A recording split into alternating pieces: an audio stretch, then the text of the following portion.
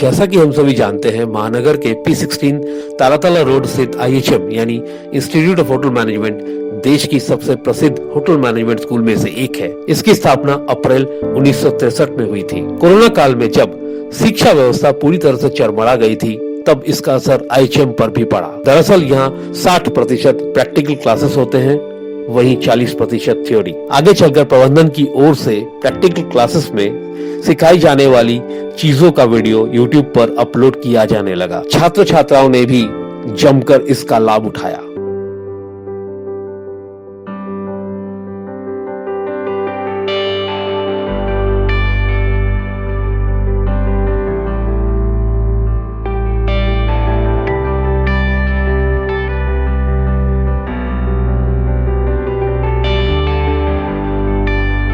फिर भी IHM के प्रिंसिपल श्री निशित श्रीवास्तव को लगता है चीजें सामान्य होने में साल भर तक का वक्त लग सकता है। मेरे लिए शिक्षा का मतलब सिर्फ किताबी ज्ञान नहीं है। मेरे लिए शिक्षा का मतलब ये है कि क्या हम उसके अंदर समाज के प्रति, आने वाले भविष्य के प्रति क्या जागरूकता पैदा करते हैं और उसको अपने लोगों के साथ कितना जोड़ सकते हैं। ज्ञान प्राप्ति एक अलग चीज़ है, पर ज्ञान अर्जन एक अलग चीज़ है। तो ज्ञान प्राप्त किताब पढ़ के कर लेता है, लेकिन जो कहते हैं दूसरों से सीखता है, समझता है, जो हमारी सोसाइटी में सीखता है, वो ज्ञान अर्जन है। तो दोनों का मिलन ही पूरी संपूर्ण शिक्षा है। उसके बिना शिक्षा अधूरी रह जाती है अगर सिर्फ किताबी ज्ञान। कोरोना महामारी की वजह से शिक्षा व्यवस्था बिल्कुल चरमरा गई थी, तो आगे चलकर ऑनलाइन एजुकेशन सिस्टम को अपनाया गया। इस वजह से आपकी संस्था किस तरह से प्रभावित हुई है? प्रभावित हुई है, मैं जहाँ तक समझता हूँ कि हमारी संस्था जो है वो और ज़्यादा एडवांस हुई है, क्योंकि हम एक तरीके से ट्रेडिशनल टीचिंग मेथड्स पे या अध्यापन पद्धति के ऊपर लगे हुए थे कि किताबें हैं, बोर्ड है। थोड़ा बहुत एडवांसमेंट था कि LCD प्रोजेक्टर या ऐसे PPT और डिफरेंट मॉड्यूल। लेकिन कहते हैं जब हमें अब ऑनलाइन क्लासेस कंडक्ट करने पड़े, तो जो हमारी फैकल्टी है they also have to learn the new techniques of transferring their knowledge. और साथ ही साथ कहते हैं बच्चों को भी कैसे हम जोड़ के रखें, क्योंकि ऑनलाइन क्लासेस में सबसे बड़ी चीज़ है अटेंशन। क्योंकि जब हम क्लासरूम में पढ़ाते हैं, जब लड़का इधर से उधर थोड़ा सा देखता है तो टीचर कहता है इतना ध्यान किधर है। जबकि ऑनलाइन क्लासेस में लड़के ने वीडियो ऑफ कर दिया तो ये आपको पता ही नहीं होता कि वो बैठा भी है कि नहीं बैठा है। तो उनको इन्वॉल्व करना, उनको देना, तो इस तरह बहुत सी चीज़ें हैं जो कि हमने इस प्रोसेस में सीखी हैं, जो कि हमें भविष्य में जरूर काम आएंगी। और खासकर लोगों का अटेंशन बनाए रखने के लिए, इंटरेस्ट बनाए रखने के लिए कोर्स में जो नया सेशन शुरू होगा उसमें पुरानी टेक्निक्स और नए टेक्निक्स दोनों का मिलन और संगम के साथ होगा, तो वो पढ़ाई और ज़्यादा इंटरेस्टिंग हो जाएगी। तो मुझे ये लगता है कि हमने बहुत कुछ सीखा है। पढ़ाई से ज़्यादा पढ़ाई कैसे करवानी है उसको सीख रहे हैं। सर, इस दौरान तो आपने अभिभावकों से बातचीत करी होगी, तो कुछ अभिभावकों का भी ये कहना रहा होगा नहीं ये जो टेक्निक अपनाई गई है ये सही नहीं है, और कुछ लोगों ने इसको बेहतर माना है। तो इस विषय में आप क्या कहना चाहोगे सर? देखो, कोई भी चीज़ पूर्णतया सही या पूर्णतया गलत नहीं होती। Neither complete right complete wrong. हर चीज़ के अंदर अपने अपने विशेषताएं हैं या अपनी अपनी कमियां हैं। जब तक हम दोनों तो अगर कोई टेक्निक है तो ऑब्वियसली लड़का जब जो पढ़ने वाला है उसके पेरेंट्स कहेंगे बहुत अच्छा है, लड़के को पढ़ने का, घर बैठे वक्त नहीं बर्बाद हो रहा है, पढ़ने को मिल रहा है। लेकिन जो कहते हैं लड़का स्पोर्ट्समैन है, उसके टैलेंट बहुत ज़्यादा है, या उसको ये महसूस होता है कि मेरा टाइम बर्बाद हो रहा है, किताबों के अलावा जो भी फिजिकल फिटनेस पे से ध्यान देना है या टैलेंट पे ध्यान देना है वो कहीं पे एक्सप्रेस नहीं कर पा रहा है। तो इसलिए उन्होंने डिफरेंट एवेन्यूज निकाले हैं। कुछ अपना यूट्यूब पे म्यूजिक एल्बम निकाल रहे हैं, कुछ YouTube something. Keeping people engaged during this period was a challenge, not only for the teachers, it was only for the parents as well. क्योंकि अभी कहते लड़का शाम को घर पहुंचा, थोड़ी देर खेला, मम्मी से 1 घंटा बात कर लिया और उसके बाद पढ़ाई में लग गया, फिर सो गया। अब सारे दिन साथ रहना है, लेकिन बहुत सी चीज़ें एडजस्ट करनी पड़ती हैं। तो दोनों के लिए it was a testing time and it is a learning time. और जहाँ तक मैं समझता हूँ कि टीचर से ज़्यादा पेरेंट्स के साथ बच्चों का बॉन्डिंग जो थोड़ा कमज़ोर पड़ रहा था वो ज़्यादा गहरा होगा, ज़्यादा अच्छा होगा। और कॉलेज के साथ तो बच्चे हमेशा, क्योंकि यहाँ पर उनके सारे क्लासमेट होते हैं, फन टाइम होता है, so they enjoy it. So I feel कि जो पेरेंट्स ये कहते हैं कि बहुत अच्छा है, उनको ये सोचना चाहिए कि बच्चे की पर्सनालिटी डेवलपमेंट के लिए उसका बाहर निकलना भी बहुत जरूरी है। और जो कहते हैं कि बहुत खराब, उनको ये भी समझना चाहिए कि जब बच्चा घर में रहता है तो और चीज़ों के साथ जुड़ाव जो महसूस करता है, जैसे तो दोनों के लिए ही है कि हर चीज़ खराब या अच्छी नहीं होती, उसमें से हमें अच्छाइयाँ ढूंढनी पड़ती हैं। सर, आपका आईएचएम ये होटल मैनेजमेंट संस्थान होने के नाते यहाँ प्रैक्टिकल क्लासेस की ज़्यादा ज़रूरत होती है। सो इस दौरान आपने अपनी संस्था को किस तरह से संचालित किया है? हाँ, हमारा जो टोटल सिलेबस है उसका 60% जो होता है वो प्रैक्टिकल होता है और केवल 40% थ्योरी होता है।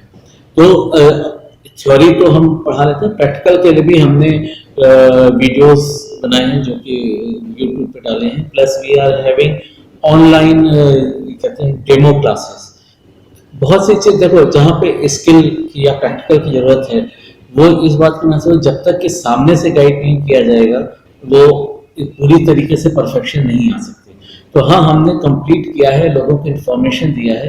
तो मैं ये कहूँगा, लोगों को हमने इन्फॉर्मेशन दिया, सूचना दी है कि ये ऐसे बनता है, ये ऐसे होता है, ये ऐसे करते हैं। लेकिन जो प्रैक्टिकल एस्पेक्ट होता है, मैं तुमसे जैसे मैं यूट्यूब देख के खाना बनाना शुरू करूँ तो मैंने पूरी रेसिपी देख ली कि प्याज को इतने ब्राउन कीजिए, तो टमाटर को इतना भूनिए, तेल छोड़ दे, लेकिन किस टेम्परेचर पे कितना दे, ये सब चीज़ें प्रैक्टिकल एस्पेक्ट से ही क्लियर होती हैं।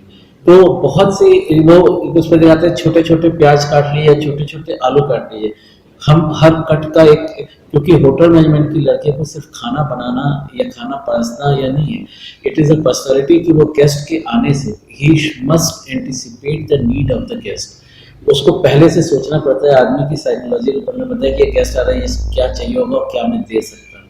तो ये चीज़ें प्रैक्टिकल रोल प्ले से ही आती हैं, जो कि बहुत मिसिंग है, और ये वैक्यूम बच्चों की पर्सनैलिटी में क्रिएट कर रहा है। सो जहाँ तक मैं समझता हूँ कि नेक्स्ट मंथ से या आने वाले महीने से हम लोग ये काम करेंगे, और जो छुट्टियाँ हैं वो कम से कम करके हमें उनके ऊपर ज़्यादा मेहनत करनी पड़ेगी, बच्चों को भी और हमें भी, ये इसकी जरूरत है। इस दौरान छात्र छात्राओं का क्या मतलब रिएक्शन रहा? हमारे छात्र छात्राओं का रिएक्शन है कि सर जल्दी कब बुला रहे हैं, हम घर में बैठे बैठे बोर हो गए। कम से कम 90% स्टूडेंट्स मुझे व्हाट्सएप पे, मैसेंजर पे, मेल पे लिखते हैं, सर जल्दी बुला लो, मैं घर में पागल हो रहा हूँ।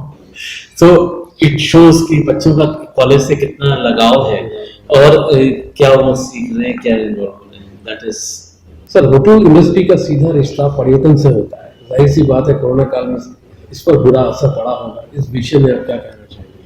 देखिए, होटल इंडस्ट्री, कोई भी चीज, वेदर से लेके पेट्रोल के प्राइस तक कुछ भी अफेक्ट होता है तो सबसे पहला असर होटल पे ही पड़ता है। वेदर खराब हो गई, फसल खराब हुई, सब्जियों के दाम बढ़े, प्राइस बढ़ा। कहते हैं पेट्रोल का दाम बढ़ा तो जनरेटर, एनर्जी का दाम बढ़ा, होटल के। तो anything which affect a human being automatically affects the hotel industry. तो ऑब्वियसली कोविड में जब लोग घर के अंदर बंद है तो इंडस्ट्री, तो अभी क्या है कि इंडस्ट्री थोड़ी बहुत ब्रीदिंग स्टार्ट हुई है। अभी ब्रीदिंग से उसको नॉर्मल होने में 1 साल का समय लगेगा। तो दोबारा जो हम जिस सिचुएशन में थे, आने में कम से कम 3 साल तो मिनिमम लगने ही लगने हैं उस फेज को आने में या उस पे। लेकिन बस क्या है कि शुरू हुआ है, तो अब ये चीज़ बढ़ेगी, रुकेगी नहीं, क्योंकि आदमी कितना भी कर लो। अभी देखो स्पेन को देखो या फ्रांस, उन्होंने टूरिज्म शुरू कर दिया, फिर उनको बंद करना पड़ा। तो because when the population is getting affected, obviously the effect will come on the hotel industry.